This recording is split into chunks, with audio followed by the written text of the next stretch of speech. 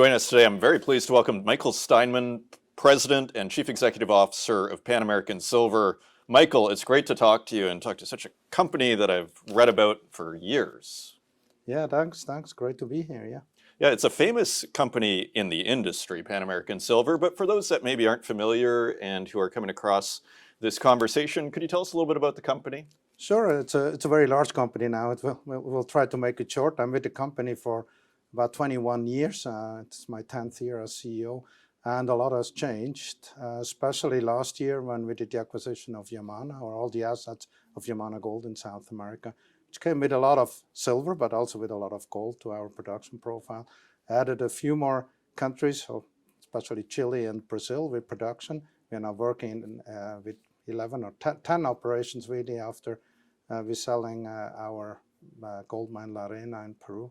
So 10 operations in 8 different countries. So it's a large company, about 11 to 12 billion Canadian dollars market cap, very active, very profitable company as well. If people want to look at our Q3 results, $151 million free cash flow in one quarter, very, very strong balance sheet that was always very important to us.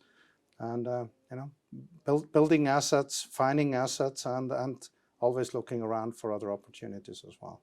Okay, excellent. And so as far as is there a flagship property that you have, or is there anything, what are the main projects, or is everything kind of has its own kind of special quality to it? Is there anything you'd like to highlight for us? Well, there's definitely some larger assets and some smaller. We actually separate them into silver and gold assets just because we don't want to show really equivalences. It's very difficult to sell an equivalent ounce of silver or an equivalent ounce of gold. I can only sell silver or gold. Sure. That's why we show it in 2 different groups.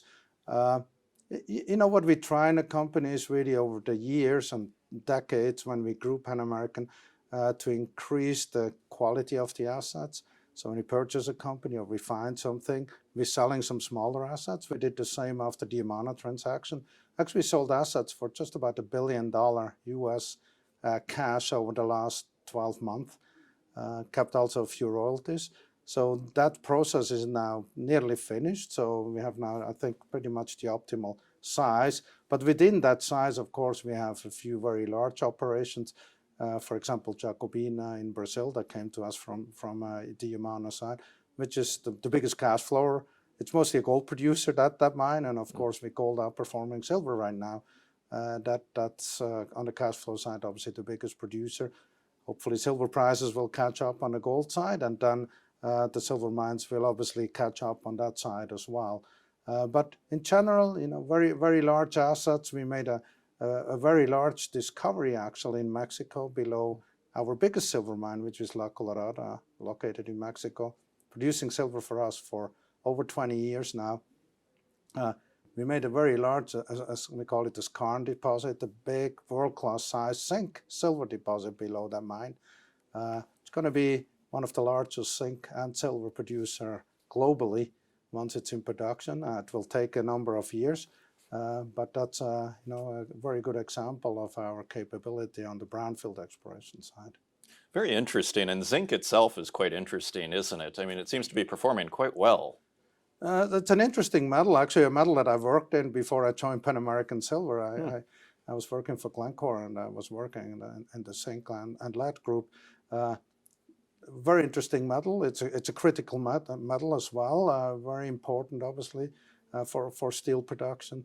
Galvanization, and will be very important in the future, to build infrastructure, especially government infrastructure that lasts longer. We see the problem of crumbling infrastructure in many countries on bridges and railways, etc. So zinc will play a really, really important role, and very happy that we made that large discovery. It's because it is a base metal discovery, which tend to be way bigger than precious metal deposit.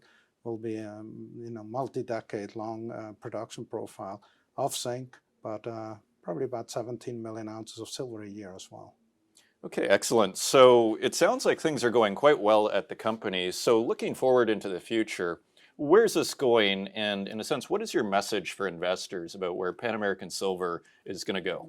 Yeah, look, I think we need in this industry is more consolidation. We need bigger, stronger companies, strong companies that can pay dividend, for example, we pay uninterrupted dividend since 2010. You have to be, this is a very cyclical business, but you have to be able to pay dividend in all parts of the price cycle, not only in the high prices. Very important, obviously, to attract generalists to our business. You have to be bigger, so that you have a market cap, so large, very large institutions can invest in the company. And you need to have a very strong and large balance sheet so you can react to opportunity on the M&A side, and obviously build out, like that discovery at La Colorado, be able to build that out. And that's why you need bigger companies for, and I think that's absolutely crucial in our industry. And we have been a consolidator for many years or decades in the industry, building Pan American from a small startup to the size it is. And I think that will just continue. We'll continue to be a consolidator, but also continue to improve the quality of the assets we have, finding assets or buying assets, and then shedding the smallest ones.